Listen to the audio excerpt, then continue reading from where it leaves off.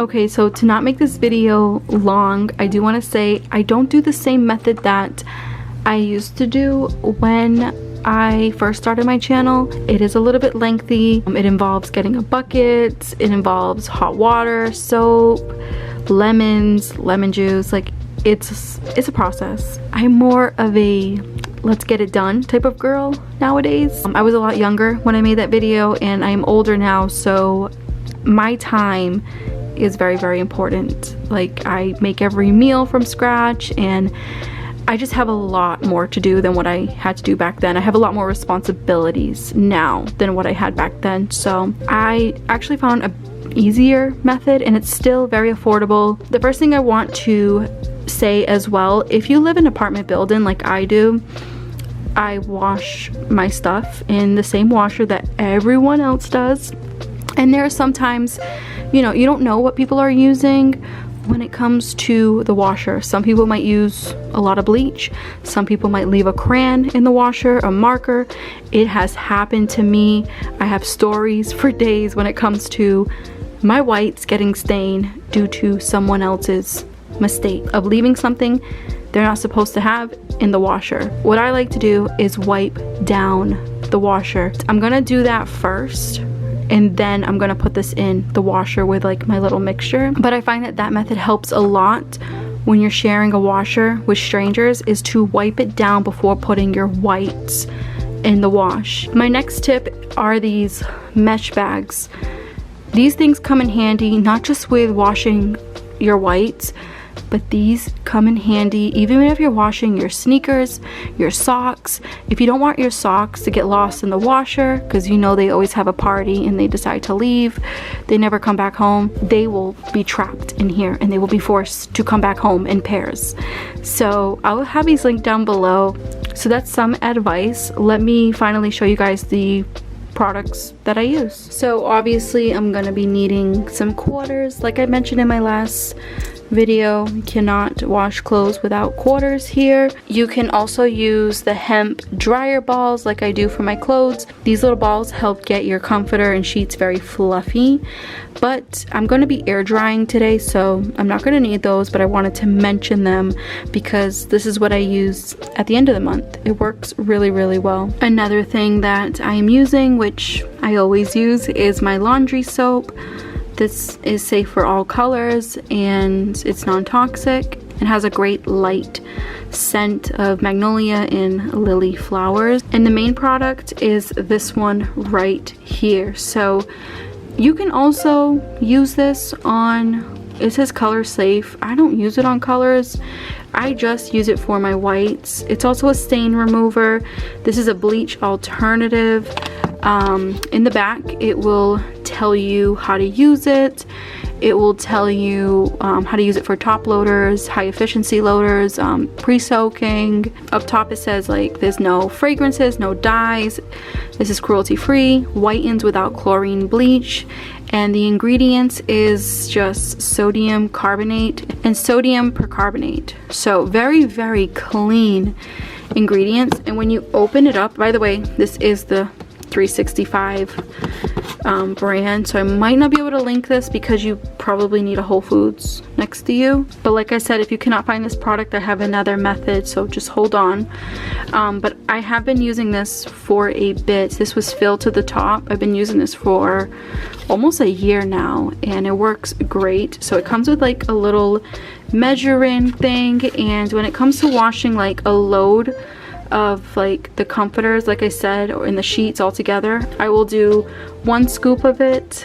And if like a white item is really, really bad, like I said, you can soak it with this. It works out so well, and I love that it comes with its own little scooper. And I also love that it's natural, so there's no crappy ingredients in this. I have seen such a huge difference with my whites. I was purchasing like OxyClean. I used to purchase bleach. I used to purchase all of like the stain removers, and honestly all of those are a waste of money. This works phenomenal. Now this is the other method. If you cannot find that product I'm mentioning, you can use peroxide. The measurement of peroxide, you're gonna have to like Google it or ask ChatGPT, because it all depends on what load you're doing when it comes to whites. So the measurements are going to be different. Obviously, I'm not going to use this. I've used this in the past and it works phenomenal to naturally whiten your whites. But please do your own research when it comes to how much you should be using. I used like a tiny bit for a comforter one day and it worked out great. It took out like some yellow stains. So I have no complaints with this. I just prefer this method because it's just a lot quicker than carrying, like this is pretty heavy. This is 1 gallon of peroxide, and to carry like all of this stuff, well I have 6 of these, all of this stuff and the quarters and the laundry baskets in the hallway, it's just too much. So I always have a gallon of peroxide on deck because I use this to clean the house. If you have a wound, you can use this. So I grab a gallon of it because I use a lot of it. This will last us an entire year, and I'm not sure like when this expires. Let me see. Oh, it doesn't expire until 2026 of February. Yeah, as you guys can see, this lasts a very long time. I'll have this one linked down below. I think I paid $20 for this entire bottle, but this is the other method, you guys. You can use peroxide to whiten your whites and it just works so well. I wish I would have known this when I lived alone, because I wouldn't have done that like lemon juice method. Even though the lemon juice method works great, it's just time consuming. Very, very simple. Obviously I'm not going to be using this today. I'm not going to be using that. I'm just going to be using these 2 things. That's it. So I filled up the bucket, like I said, with some warm water and a little bit of soap. Have my gloves, and I'm gonna get a microfiber rag to clean. I will have all this stuff linked down below, by the way, you guys. I'm gonna toss it in here, let it get nice and wet, and as you guys can see, the water is clear. Nice clear water. It wasn't as bad as when I first started doing this method. When I first started wiping down the washer, the water was so black that you couldn't even see the bottom of the bucket. So this is just like regular dirty water. I feel like this helps out a lot. Like I said in the beginning of this video, all of this would have been washed, like all this dirtiness would have been washed with my whites, which could cause potential staining over time. So this method works, I think, really well. At least that's what I've been seeing. And not everyone is going to have the same cleaning methods as me, and I totally get it. Everyone lives busy lifestyles or different lifestyles, so I don't expect my neighbors to like wipe the washer down. I totally get that, but I highly recommend you guys to clean your washer. You will be amazed at how dirty your washer can get just because you're putting soap in. Sometimes people feel like, oh well, I'm washing my dirty clothes with soap and warm water, so technically the washer is getting cleaned at the same time. Wrong. This is what happens, and this is not even that dirty compared to like how it was a couple months ago when I started doing this method. Like I said, this was like, it looked like I put mud in the water. That's how crazy dirty it was. Little reminder to wash your washer and also clean your dryer as well.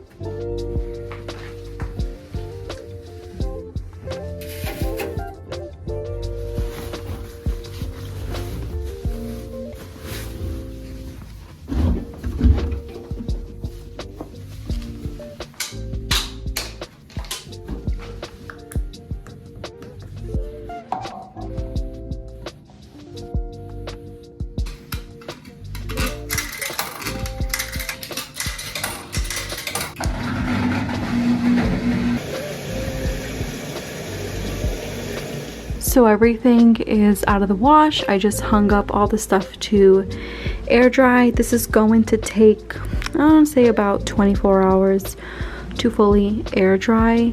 Luckily, I am all set with laundry for the week, everything is empty and nice and clean.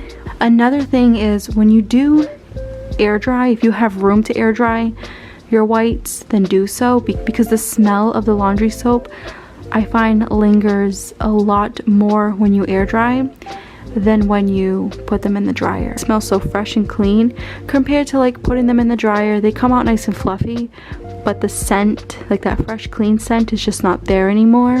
I also like to turn that fan on to you know, circulate the air and let this dry faster.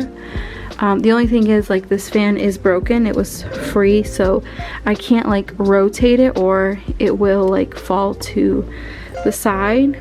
So I like to turn the fan to the wall so the air bounces off and like dries this stuff a lot faster. Another thing I want to say is the pillowcases. I always air dry the pillowcases. No matter what, I air dry them. This little drying rack is a lifesaver.